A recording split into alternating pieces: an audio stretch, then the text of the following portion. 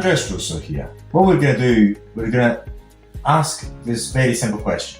Is residential real estate still worthwhile despite the ever increasing regulation?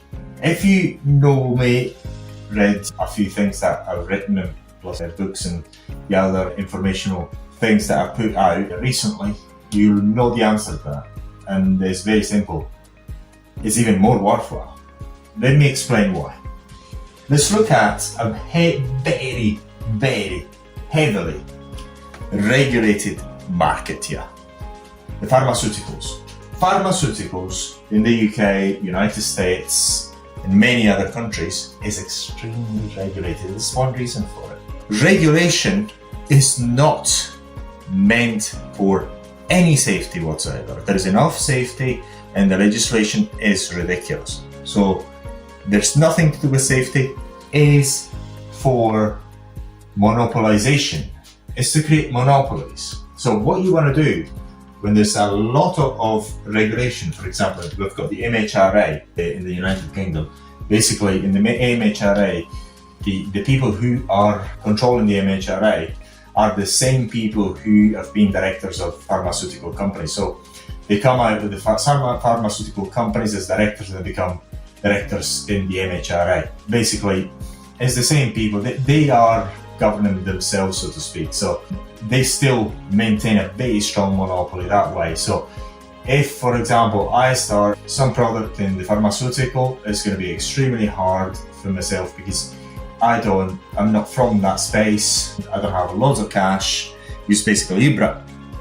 Yeah, you do that and then you've got all the approvals. In pharmaceuticals, it's so bad, it's almost that if you do not get the approval, you are a criminal. So you don't get the approval from the MHRA or whatever other body, and it's just somebody putting a signature. That's all it is at the end of the day. You are technically, by law, a criminal and you should go to jail. There's been a number of people going to jail for pharmaceutical products. They were very, very good, and yet they couldn't get approval and they sold anywhere, they went to jail. And the reason is because the big money not only is in real estate, but it's also in pharmaceuticals. So if you look at the Carnegie and the Rockefellers, got loads of money in there. So the old capital from over 100 years or so is in pharmaceuticals. So they want to protect and it's heavily protected. Real estate, residential real estate is getting more and more protected.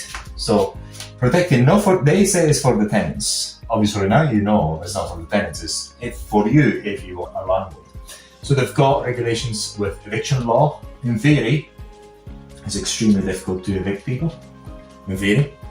EPC, this is another fallacy. It's such a laughing stock, it's incredible. I'm not going into that. Licensing.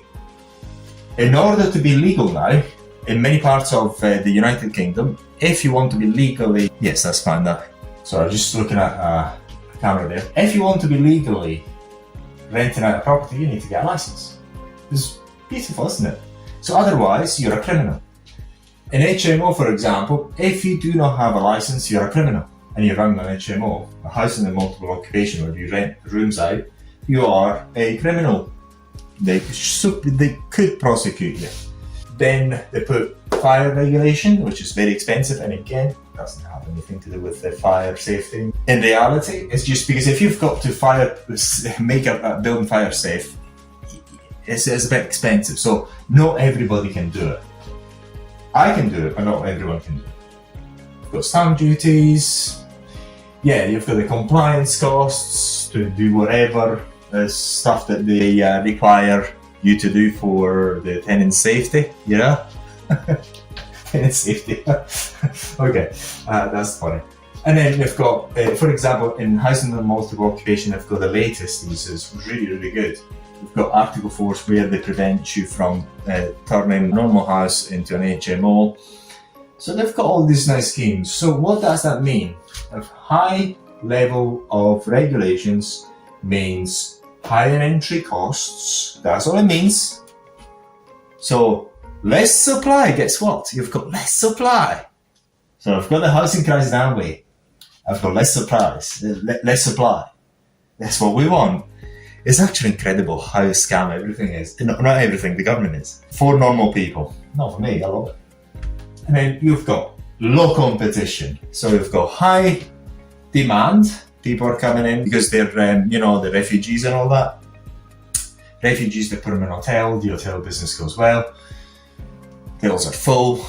The government pays for it. So basically, the people owning the hotels have got their own people in the government, and then they pay themselves. It's a beautiful scheme. And then, for landlords, what do? We've got places to give it to them, It's great. So that's, once again, basically remember, by 2030, you will own nothing and be happy. So this is part of the scheme, of course. So they scare you to death with these sort of things, with high compliance costs and regulations. So you will own nothing and be happy. And I say, you own nothing and you'll be dirt poor.